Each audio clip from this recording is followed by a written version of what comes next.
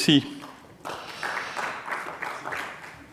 La troisième salle de questions adressée à Mme Glatini, ministre de l'Enseignement supérieur, de la promotion sociale, hôpitaux, universitaires, aide à la jeunesse, maison de justice, jeunesse, sport et promotion de Bruxelles, porte d'abord sur les conséquences de l'allongement des études sur la précarité étudiante, et c'est une question de Mme Van de Voorde, que j'appelle immédiatement à la tribune.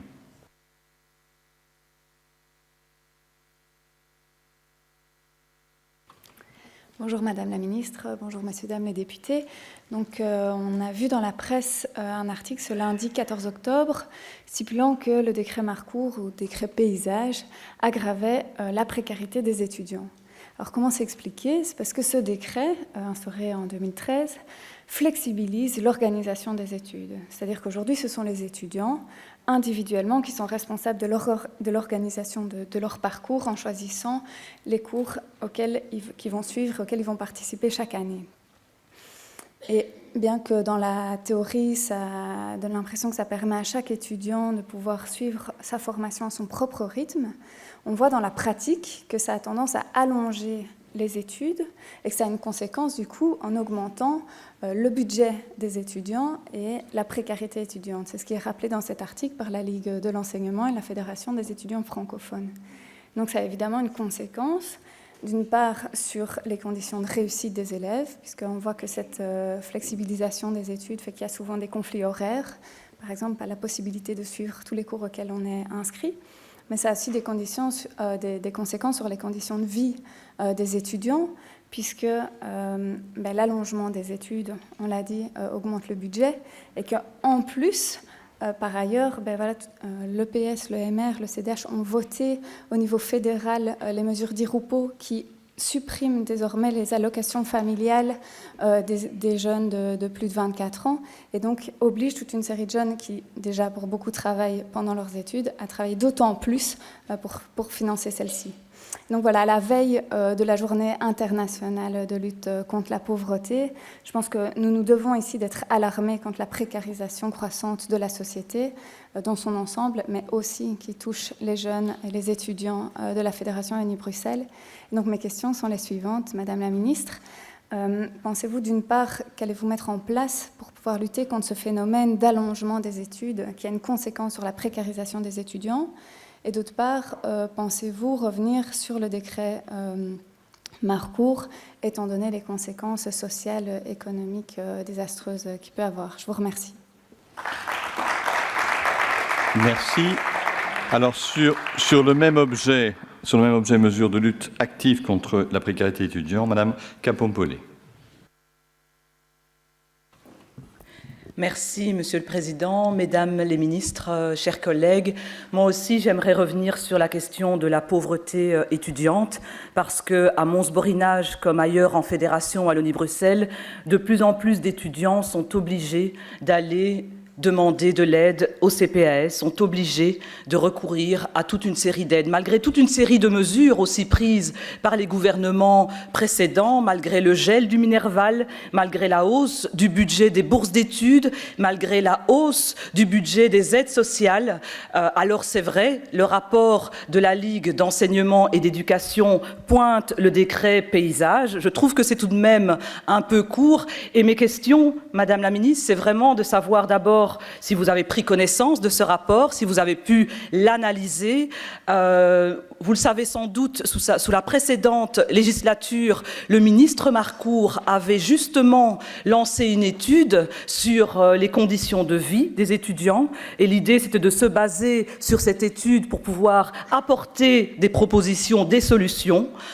La déclaration de politique communautaire vise aussi à évaluer le décret paysage qui a déjà vécu toute une série de modifications pour l'améliorer. Et donc je voulais savoir justement dans le cadre de ces modifications qui devraient intervenir, la place que vous comptez donner à la précarisation croissante des étudiants. Merci déjà pour vos réponses.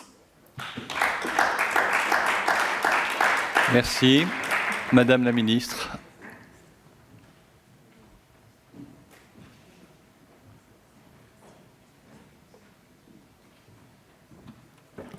Bonjour à tous. Merci beaucoup à Madame les députés Van de Voorde et Capon-Polé pour leurs questions sur le lien entre l'allongement des études et la précarisation croissante des étudiants. Le décret paysage, il est en place depuis 2013 et je pense que son intention était parfaitement louable. Il s'agissait d'accorder une certaine autonomie à l'étudiant et de lui permettre de progresser à son rythme.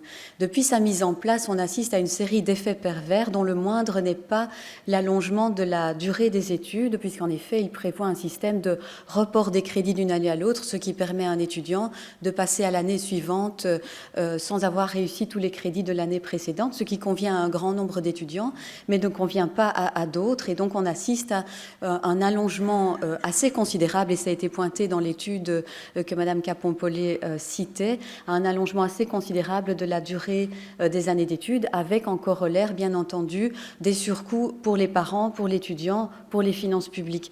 Et donc oui, la déclaration de politique communautaire va à l'intention de modifier le décret paysage, donc d'en faire d'abord une évaluation avant de proposer des amendements. Ce que nous essaierons de faire, c'est de rétablir un équilibre qui nous semble rompu entre, d'une part, la confiance dans l'autogestion de l'étudiant, et d'autre part, mais un cadre un peu plus structurant du bloc pédagogique pour que l'étudiant sache toujours s'il est bien sur une stratégie de réussite ou une stratégie d'échec.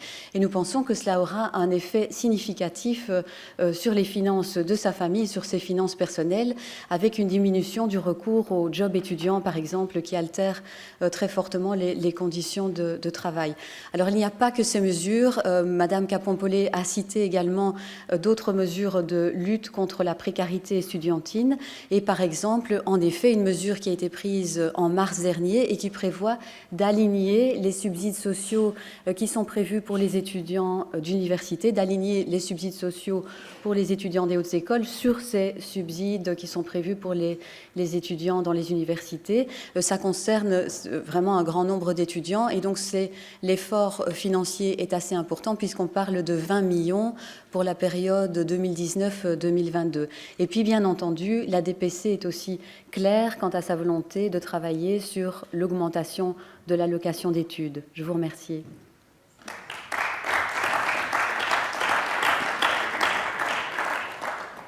Alors, Madame Van de Voorde, souhaitez-vous répliquer ? Oui, merci beaucoup, Madame la Ministre, pour vos réponses. La première chose, j'entends évidemment la nécessité d'évaluer le décret avant de le modifier.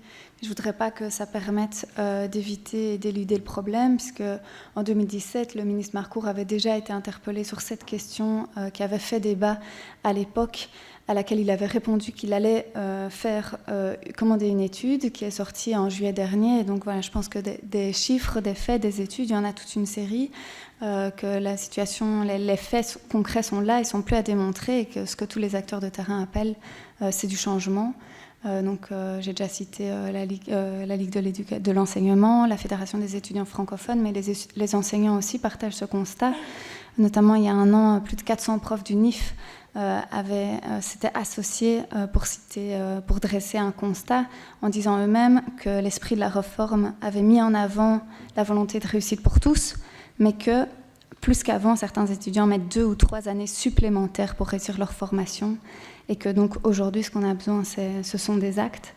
Je pense par ailleurs que voilà, vous apportez de très bonnes intentions en termes d'aide sociale, mais on vient de parler du budget juste avant et des conséquences très difficiles en termes économiques pour la fédération. Et donc je pense que ce débat va continuer à avoir lieu parce que les bonnes intentions ne semblent pas concorder avec les possibilités économiques, et on va continuer à en parler et à suivre le débat. Merci. Merci. Madame Capon-Polé. Oui, Monsieur le Président. Écoutez, je remercie Madame la Ministre et d'ailleurs l'ensemble du gouvernement de la Fédération Wallonie-Bruxelles d'avoir justement pris la mesure de l'urgence sociale, parce que la précarité des familles s'aggrave. Même les parents qui pouvaient aider leurs enfants ne le peuvent plus comme avant. Et je pense vraiment qu'au PS, on a bien compris que pour élaborer des solutions, il fallait les élaborer avec les personnes principalement concernées. Et je pense que c'est ce que vous voulez faire, c'est ce que le gouvernement veut faire, et nous serons à vos côtés pour y arriver.